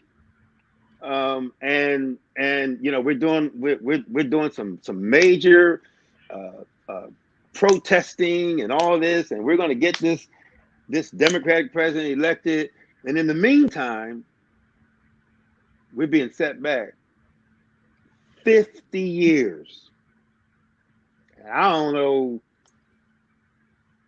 what to say about that. Because we're not focusing on that reality. We're focusing on the current situation where the Black folk are being shot down the street. We got to get this guy out of office and what have you. In the meantime, if you look in the rearview mirror, you see we're moving further and further and further away from where we were 7 months ago. Yeah. You know, it's interesting that you talk about and you touched on this 50 years. Ironically, it really has been round about that time that John Lewis and others went across that Pettus Bridge. You know, and so that time frame is pretty unique. Chad, I know I saw you nodding your head as Bishop Avenger was talking. Are we at a point? And this is just my personal observation. In 2008, we talked about change we can believe in, but we weren't always sure what that change was. And so we believed in things that could have been amoebic in nature, was constantly evolving. And yes, it was great to have a president that we could see, relate, and know that his skin color and his mission matched ours. And it was great to have that T-shirt and be able to buy it off of a Black vendor on 52nd Street, you know, with President Obama with the S on his chest. But I think in many ways we fell into the Disney production of the presidency and missed the money side of this, the economics of it. We got into feel-good politics, and we didn't get into the money side, the dollars and cents of this. Chad, how do we begin to have conversation about the economics of impact and get people off of the emotional impact? Well, I think one of the ways that, and this is just a potential suggestion, is that when we look at, and this is kind of a contradiction, but when we look at the Black church as a potential beacon of social justice, those that their mission is to really educate our people on education, economic development, evangelism, and things of that nature, and not so much the prosperity. I look at my church, for example, Pastor James S. Hall of Triumph Baptist Church. We oftentimes are having those frank conversations, but I believe that we're missing the boat, because at the table, in and around our catchment area are not the young people that adjacent to our church is Gratz High School. In and around that community, you have Hunting Park, you have Logan, you have, Hunting, you have Germantown Avenue. And so I think that, we have to really hear about what the young people are saying. And then from an economic standpoint, how do we leverage not just the African-American Chamber of Commerce, but how do we leverage all of the commerces business-wise and look at those things that Bishop so eloquently stated, which is a lot of these jobs will not be coming back. At the PHRC, we're going to be seeing the eviction moratorium. So you're going to have housing complaints. We know that even in good times, whatever good times look like, before this pandemic and the unemployment rates, people were being discriminated against. So that's why we have the Fair Housing Act.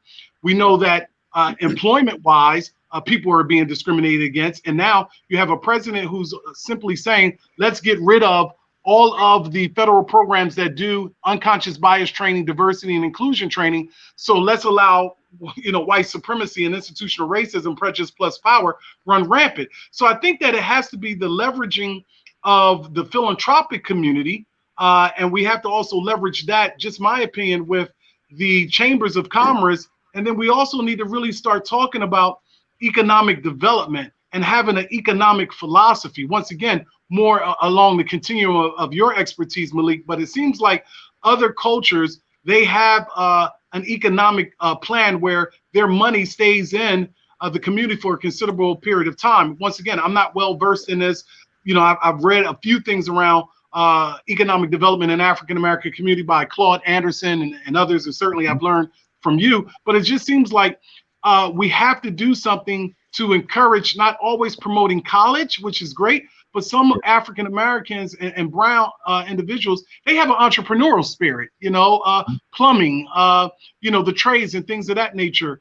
There's a lot of professions that we also need to be promoting around cybersecurity and the moment we find ourselves in.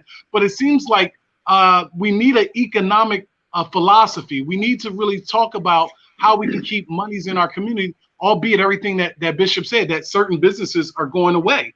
So how do we support those individuals? Because there's going to be a fallout, when you think about people who've had restaurants and people who've had, not just mom and pop stores, but like if you wanted to go get some garment from an African-American seamstress, when those things go away, what happens? Those individuals are not going to be able to pay their mortgage, their car note. Some of them have young people who are in private school, college, just basic necessities. And so what are we prepared to do for the least of these? That's more than just a spiritual clarion call, but that might mean that we might have to open up our homes to our colleagues, open up our homes to our family members. We are in a crisis of legitimacy. And I want to thank you for pointing us to that, Bishop, because that's everything that the Kerner Commission talked about. 2 Americas, 1 black, 1 white, separate and unequal. And then as we're distracted with calling Trump the orange man and all these other things, he's appointed 203 federal judges. I'm 48, so this is going to last for multiple generations. That's where that white supremacy ends. Starts, and it has no ending right now. So they don't have white sheets, they have black robes. 203 federal judges have been appointed. They've turned around the clock. They've turned back the time on us. And we're still not caught up in that. We're worried about the Frank Rizzo statue, but not the policies that give us the Frank Rizzo treatment. We're worried about Confederate flags, and we should be, and we're worried about nooses, and we should be. But economically, it's economic apartheid. Dr. Avenger, Chad, Chad brings up some really powerful points. I get chewed up all the time when we talk about statues without substance.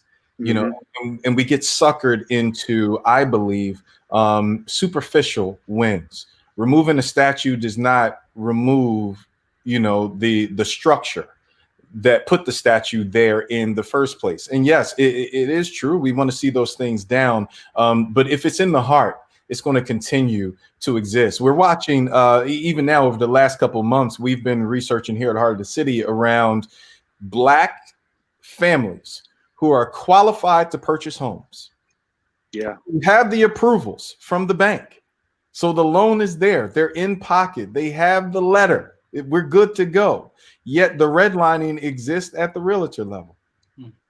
And the loan and loans, right? That happened to me just the other day. I don't mean to interrupt you, but no, by all means. Everything was done, right? It was just a matter of sending, and this is where I really kind of sending my license, sending my taxes and that kind of thing. I was putting an addition on, right? Everything was done, and then all of a sudden I get this letter as soon as I send my license. Yeah. Saying, oops, something went wrong. Yeah. And so I wrote them a letter saying that I'm going to report you to the Attorney General's office because I don't understand. Everything was done, and then all of a sudden it's not done. That stuff is real, man. But I just experienced it myself. Wow. And my zip code says I can do it. Yeah. Yeah. Okay. And that's the interesting conversation, Chad, because we're pushing our people to entrepreneurship, and that's great. I want you to have a business, get your LLC, learn how to protect your assets, learn how to run a zero-based budget so you can protect your stuff and tuck for another day. However, it doesn't matter whether you're CEO. It doesn't matter whether you're VP at the big pharma. It doesn't matter about your corner office that you fought for with your dual degrees. There's still layers that we have to fight, which really just says to me, we have to build our own at every level. And it's not just school. School is not going to do it for us. It's going to teach us how to properly live someone else's dream out and manifest it for them. But it's the churches, it's the organizations that are in the community that have the opportunity to change the mindset and the outcome of the community. And so what are the ways, Chad, that organizations that you represent, not just the Human Relations Commission, we understand where that is and how that platform moves, but it's those community orgs that you touch through your breadth and depth of experience. How do they begin to blend with Dr. Avenger and the 400 plus churches that he has a touch on, so that we can really create an economic agenda, so that, yeah, we might not be in DC, but if you come to Philly, Biden, here's what we need to see happen. Trump can't come to Philly unless you look at this message in this platform. Just really briefly, I think that one of the things you touched upon was we have to remove ego. And this is not my acronym, but years ago, I saw an acronym for ego, which was ease God out, where ego should be elevate God and others. And so those of us who are sitting at the table, I think is responsible, as responsible change agents, we have to let others know, hey, these are the budgets that are being passed. These are the monies that are occurring. So for instance, if you look at the Black COVID doctors that was being spearheaded by not just Reverend Marshall Mitchell and Reverend Alan Waller, but also Dr. Alan Sanford and others. Well, by me being in Harrisburg, I also was locked in with Reverend Marshall Mitchell, who would tell me, hey, Chad, listen, you know, we're doing a GoFundMe page and monies are being raised. And I'm just like, wow, wait a minute. On the state level, why is it that the state is not sending funds down here? And on the city level, why are they not doing that? And so it's asking those pertinent questions when you're in the room. It's a collective philosophy and not an individualized philosophy. I could have just simply sat there and said, oh, okay. It's the same thing when someone hears George Soros is giving $100 million towards, you know, not just Black Lives Matter, but the aspect of, you know, fighting against white supremacy. Whatever our philosophy is with George Soros, how we feel about him, we need to figure out how can we get those community-based organizations to the table. Malik, our close colleague, Dr. Marquita Williams, when I'm on the state level and I heard about the funding, and I heard the funding was not going to, you know, our communities and the Black doctors and others, you know, I simply said to the health equity committee that the governor put together, wait a minute.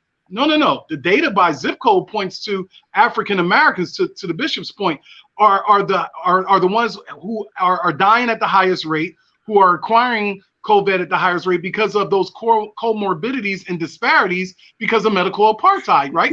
The racism that is in medical care. So I spoke to Dr.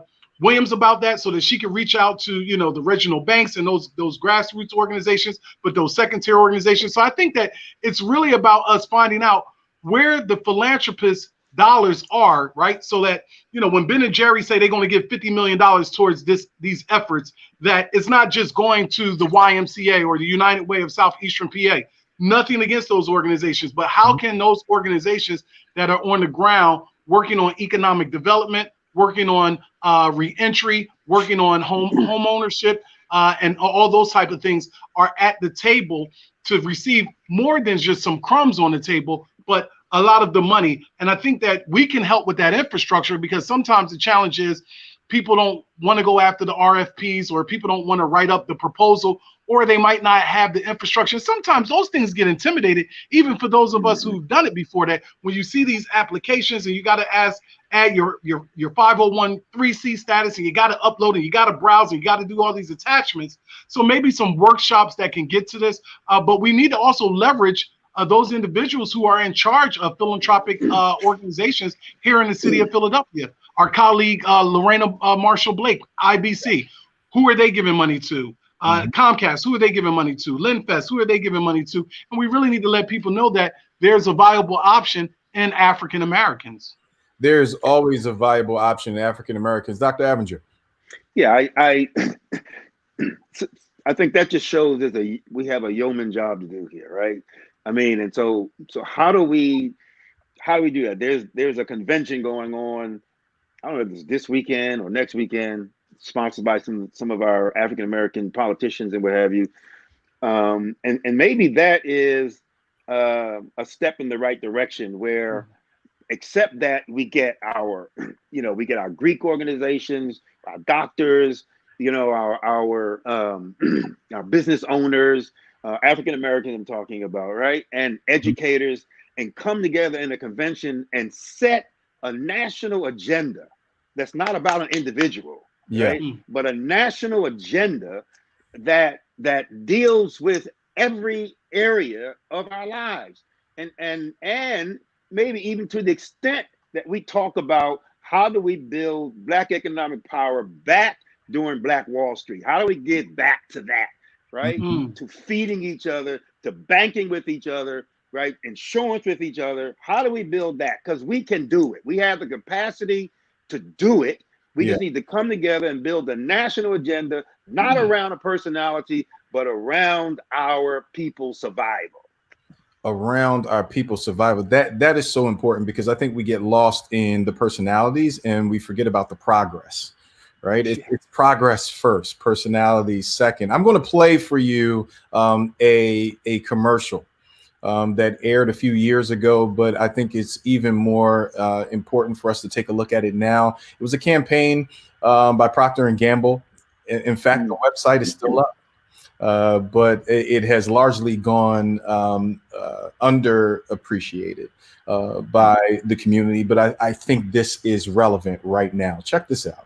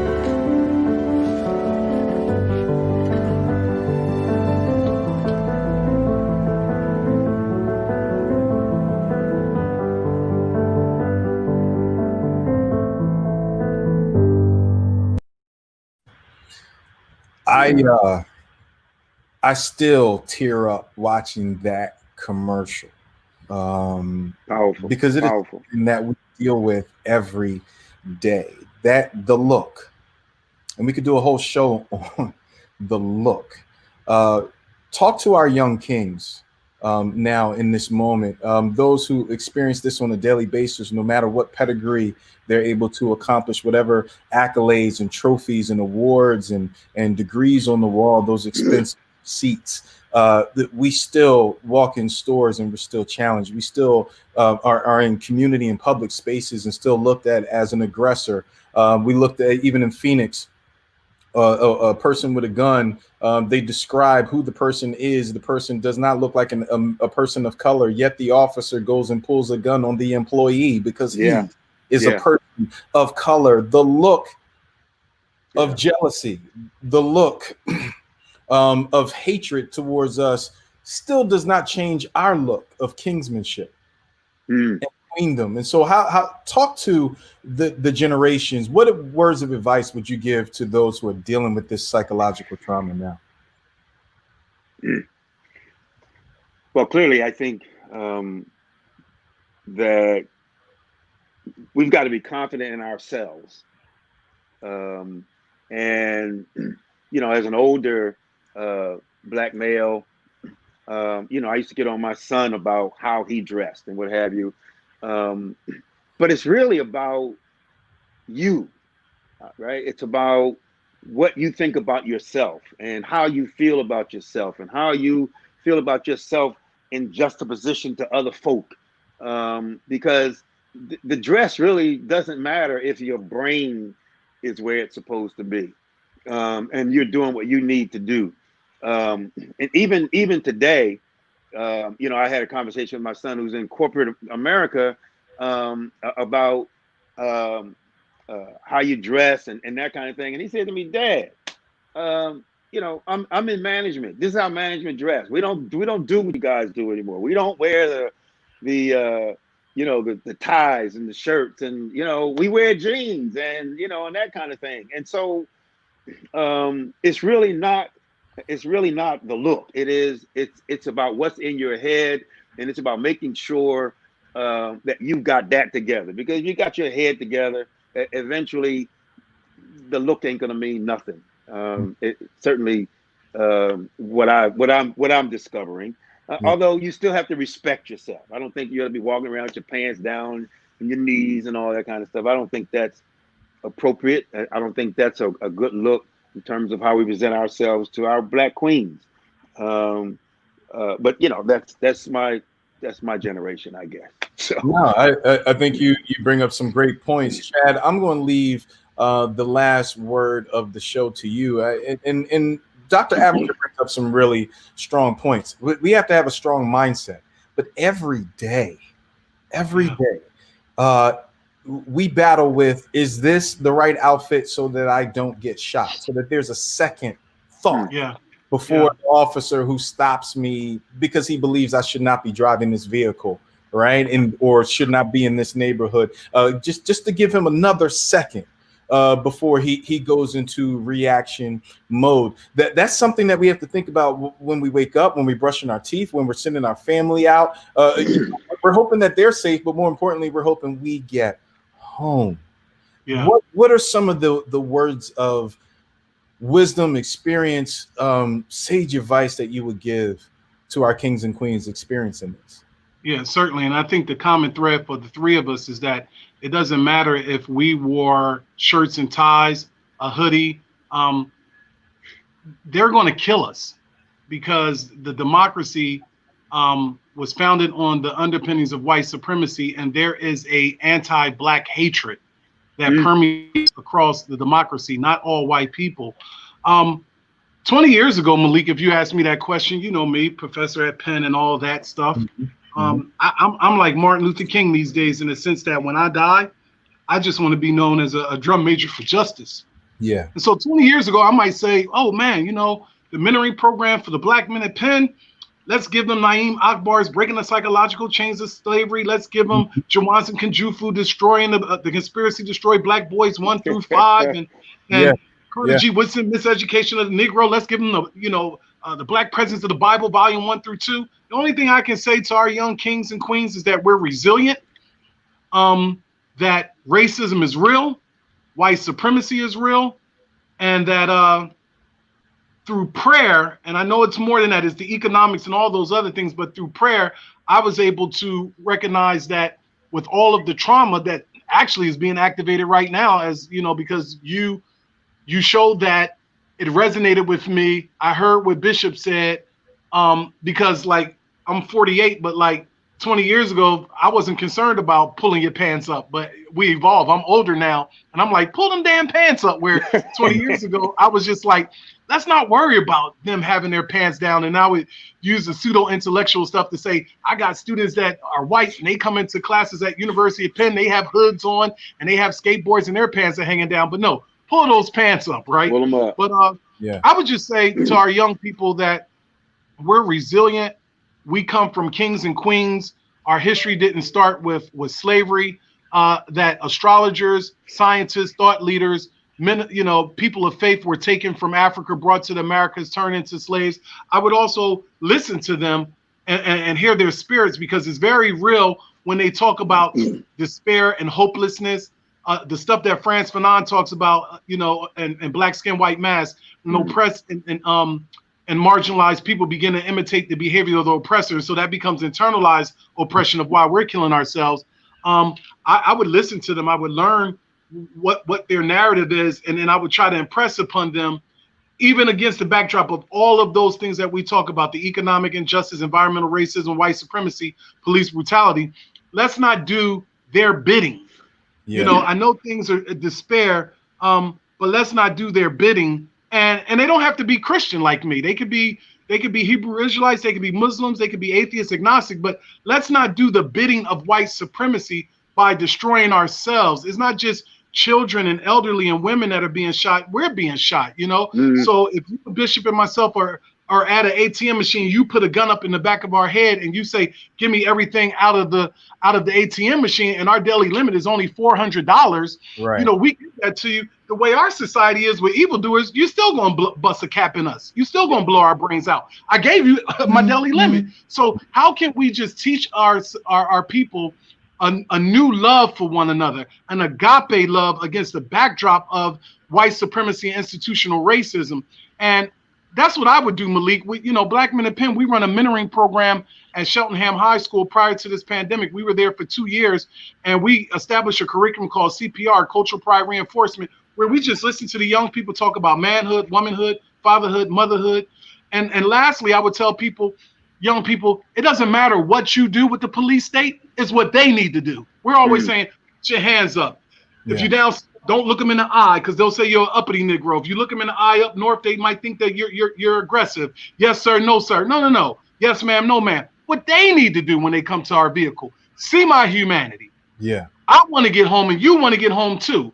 And don't come with the stereotype of white ideology and white supremacy that I'm suspicious and I need to be under surveillance and that I'm going to lose my life. But then Kyle Rittenhouse, you call him a 17-year-old, and then Khalid Browder, he goes to jail for 3.5 years for a book bag. Oh, Kyle Rittenhouse was a white supremacist, and anyone who doesn't say it, they're engaging in journalistic malpractice. So I would tell young people, you know, get therapy. We didn't always grow up, Malik, loving ourselves. I grew up disliking my big lips, big eyes, and it didn't come from my family. It came from my community, right? So when I was in high school, they called me JJ Walker from Jimmy Walker because I was skinny. They called me Guppy, Bishop. I didn't even know what a guppy was. We didn't have Google, so I had to go and look up what is a guppy. Is a fish? I was like, I don't look like a fish. I don't look like a fish. So it's how we can work on those traumas that may have occurred in our family, whether it's sexual abuse, whether it's, you know, seeing, not painting a picture of pathology, but seeing, you know, men or women in our families engage in intimate partner violence. Crack epidemic hit our families. HIV hit our families. So I would say the self-love has to start with recognizing whether or not you need to get therapy. I think all Black people should be in therapy at least twice a year because we've endured nothing but trauma at the hands of American empire. But I would just tell them that, Malik. And with their permission, I would give them a high five because that does something for me. And I believe it does something for them. But like Bishop said, we're 50 years behind. And I just love you for having me on the show, brother. That's all I want to say, man. Listen, man, you You said so much, man. We could go into a third and a fourth hour just with the wisdom that the two of you shared. I'm going to be man enough to tell you both, I love you both. Love you too, man. I learned so much from both of you. I am honored to have your friendship and your wisdom, your correction. And I think Black men need to come to the table to be able to say that to each other. We've got to love each other enough to be honest and be vulnerable. Amen. And know that won't show up on World Star Hip Hop or Facebook, or somebody's not going to take your vulnerability and exploit it, but nonetheless continue to build. The two of you have done that for me. And I thank you so much for joining me on the 4th anniversary show. Reverend Dr. Steve Avenger and Dr. Chad Dion Lassiter. Thanks for being here. Absolutely. Thank you, man. God bless, brothers. God Appreciate bless you. All right. So you have heard from two amazing individuals. I'm telling you, I could not think of any better time spent than to share it with those two brothers. And thank you to everyone who came today just to share love and support our new online platform, HeartCity Radio Online, right here on YouTube. Make sure that you subscribe, you like, you comment, and share this content. We are excited about this platform. We hope that you are too. You can find us on HeartCity Radio on Facebook, Twitter, and Instagram. And as always, as I always say, feel beautiful, look beautiful, and act beautiful. Why? Because you truly are beautiful. See you next week.